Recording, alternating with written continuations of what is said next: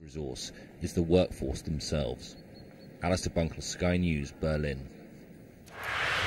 Well, let's bring in Amelia Bullock-Muir, who graduated this year with a 2-1 from Manchester University in law and is currently on her second unpaid internship in London. Amelia, very good evening to you. It sounds pretty tough out there. What's your experience been?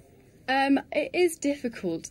I mean, I think the hardest part is getting the internship and then not knowing if you're going to get a job out of it at the end.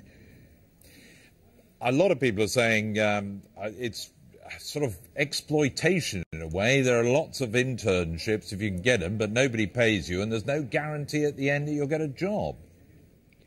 I think it depends largely on where you do intern.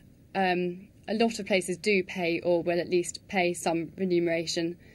And in a way, internships can be very good because it's excellent training and it can show you the industry you want to work in.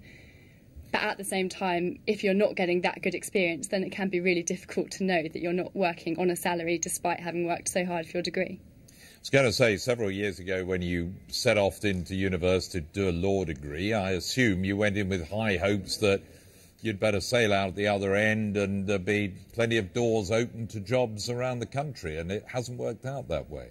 Yes, something like that. Is that frustrating? You starting to wondering whether it's worth doing the degree?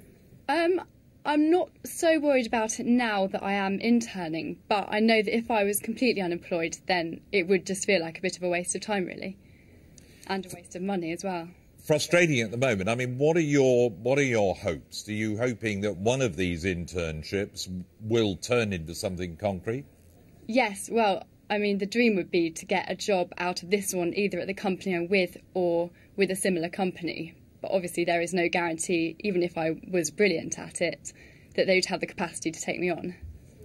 And I assume you're not alone. What's the experience of all those you went to university with and all your friends who you were at school with and went on to uni?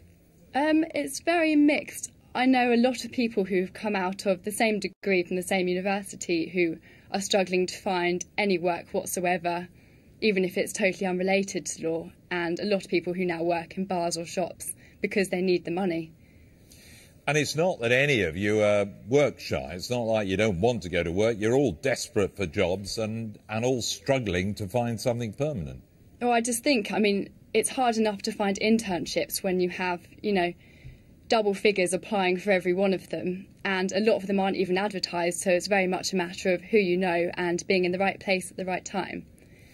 Amelia, tell us what it's like trying to, I mean, how hard it is to just get your foot in the door, to get face time, to tell a potential employer about what you can do and what you're like.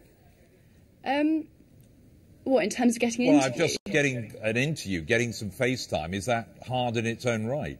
I think it's very difficult unless you have a contact in the industry you want to get into. So I was lucky because after my first internship, I was able to then have the experience that got me interviews elsewhere. But before you put your foot on that ladder, it's really difficult to get started. What are you all what's the sort of mood amongst all you early 20-year-olds who've got good degrees and so on? I mean, is it a bit depressing to suddenly find you've entered a job market that's, for young people, about as bad as it's been in modern times? I think it has a very negative effect on your self-esteem, really, to feel like you've worked really hard and you come out of your degree on top of the world and then realise that no one wants you. And you feel like you've got so much to give, but no one wants to take it. Amelia, I can't see why anybody wouldn't want to employ you. Best of luck, and to all your friends and other graduates around the country all trying to find a job. Come on, employers, do your bit. Sky News has learnt that Britain's intelligence agencies thwarted a deadly attack on the leadership of the anti-Gaddafi rebels in Libya. In a rare public speech on the intelligence services, the Foreign Secretary praised their work in saving lives. We should be proud of Britain's role in securing intervention in Libya to stop Gaddafi from massacring